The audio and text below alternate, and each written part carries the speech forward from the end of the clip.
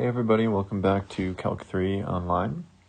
So the plan for today is just do a few review problems from the past few classes basically in prep for the upcoming quiz. You've got some problems in here that'll be surface area stuff, actually an area problem, like not surface area but an actual area problem, and then just kind of like a random double integral that's kind of weird, I'm going to say. So for surface area, right, we use that kind of formula square root. Double integral of the square root of 1 plus f with respect to x squared plus f with respect to y squared dA. And we want to know the surface area of the part of this plane that lives in the first octant, okay? So what I'm actually going to do is I'm going to kind of draw the first quadrant. And, if we want to think about what this looks like in the first quadrant, then basically we just kill off the z term, right? And so we would just have 3x plus 2y equals 6. And then we could just solve that for y, or just do, honestly, actually, it's probably easier to just do 3 times 2 is 6.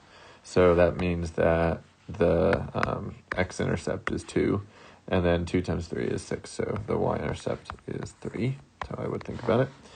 And so it's basically just, it would, down here, it's going to look like that line if you projected the plane down to the xy axis. And that means we want to know basically the surface area of the plane above that little triangular part right there. So no need for polar coordinates or anything. Basically, we can just go ahead and solve this thing for z. So I'm going to do that. Let's just do, so z is 6 minus 3x minus 2y. So f with respect to x is minus 3, and f with respect to y is minus 2. And then we can go and plug everything in. So we got double integral of square root of 1 plus negative 3 squared is 9, negative 2 squared is 4. Then we got d, let's just do dy dx. So we're going to go from 0 up to the line. So we're going to go from 0 up to, let's see, what is the equation in y? So it would be y would equal 3 minus 3 halves x. So that's my upper bound right there. And then left and right, we're going from 0 to 2. So 0, 2. And then, honestly, pretty nice integral, because these are all constants, so you can bring all this out. So you got a 14, square root of 14, and you just pull out right away. And then if you do the integral, the dy one, you'll just get a y, right? So you'll have this minus 0. So if I just kind of write down all of that, I'll have a square root of 14 on the outside. And then I'm basically going to do 3 minus 3 halves x, really minus 0, dx then. So what would that be? So we got square root of 14 times 3x minus 3 halves x squared over 2. Evaluate 0 to 2. If you do all that out, you're going to get 3 square roots of 14. And that would be it. That would be the surface area of this plane over that triangular region. All right. So this one's kind of weird because I'm actually asking for an area. So I want to know the area of the region where it's inside the circle of radius 1. That's centered at the origin, which is nice. And it's to the right of the vertical line 1/2. Okay, so what that looks like is you've got a circle, radius 1, and then this is roughly 1/2. And we are draw a line. I'll just stick with this. So we're to the right of the line and then inside the circle. So we're asking for this kind of weird area region. And, you know, there's ways to do this, honestly, that you learn in like geometry and things like that. But we're in calculus, so we're going to do it with some calculus. So if you ever want to do a area, like a true area, not a surface area, that's a different thing, right? But an area problem with a double integral, you basically want to do a double integral of 1, right? And we talked about that, just because if you do one integral of 1, it's the length of the bounds, like the interval they're integrating between. So if you scale that up, right, we basically want to do an integral of 1, but the kind of weird thing is it looks like it's not 1 because we would use polar because we got curvy things. But this truly is in polar equivalent to like a 1, right? So I'm going to integrate r d theta, which is really like a 1. And my r bounds, right, go from this vertical line out to the circle. And the circle is really easy. You know, the circle is going to be, I'm going to color code some of this. So we're going to say circle is purple. That's a 1, right? That's like r equals 1. So my outer bound, I guess, for r is 1. Vertical lines, we saw them before.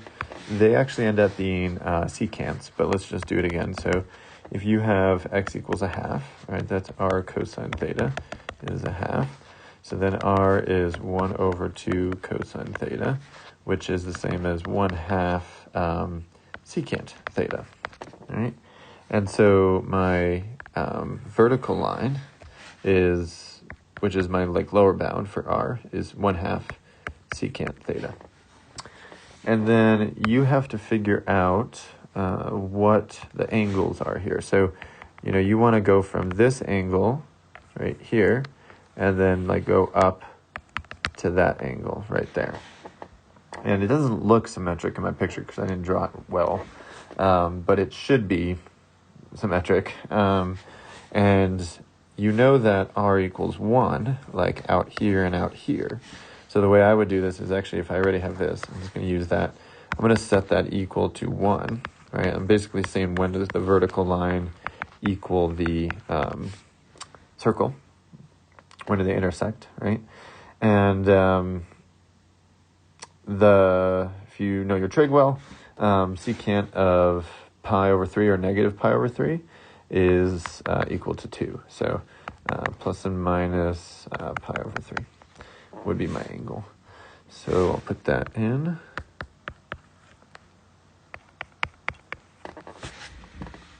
And then I think we're good to integrate. So let's see. If I was going to integrate that, you definitely can't do the trick where you just pull this stuff out because there's a theta in here.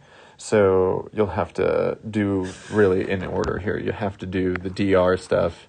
You'll get some theta stuff from that, and then you'll do a theta integral. So negative pi over 3, and then I'm going to have an r squared over 2. And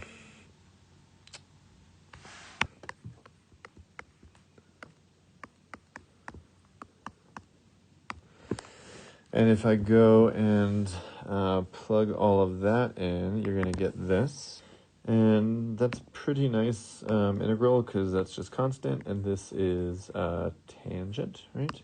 So let's go ahead and just do those integrals. You're going to have 1/2 theta, and then you're going to have minus 1/8 tangent theta, and that's got to run from negative pi over 3 to pi over 3.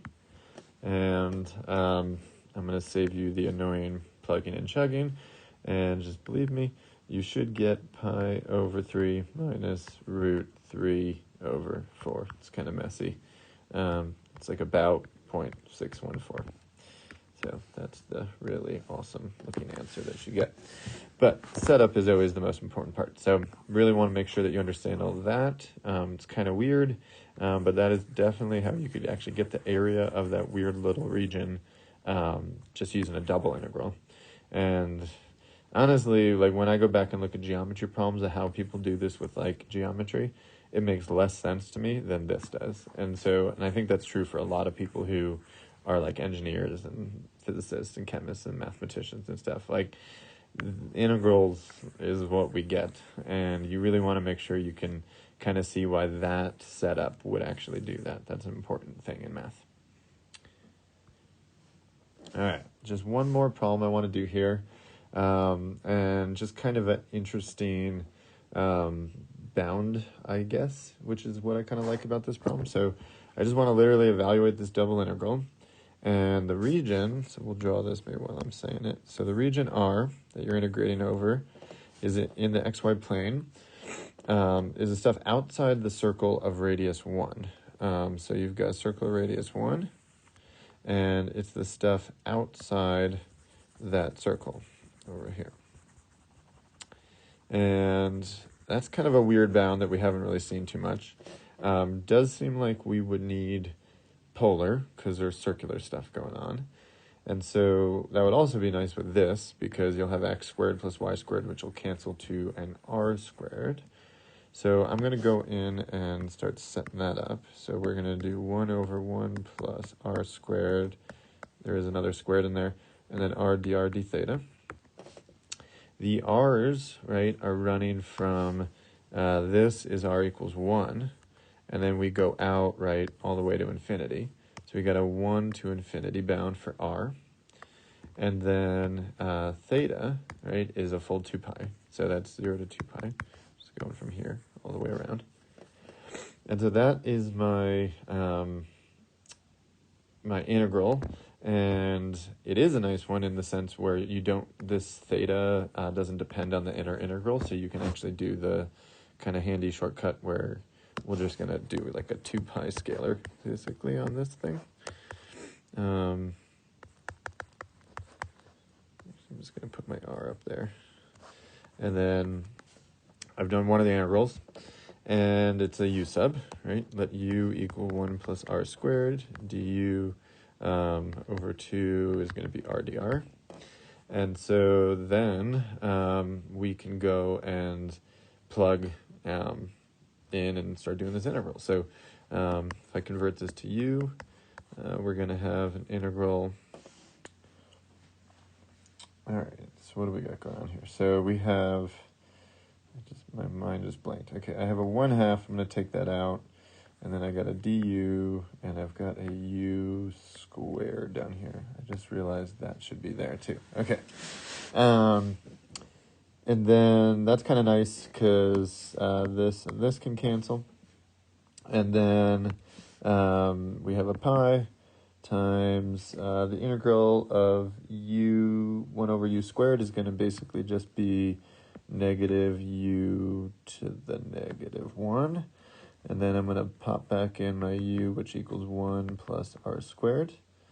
And so we get pi times negative 1 over 1 plus r squared. And I've also got to evaluate that from 1 to infinity.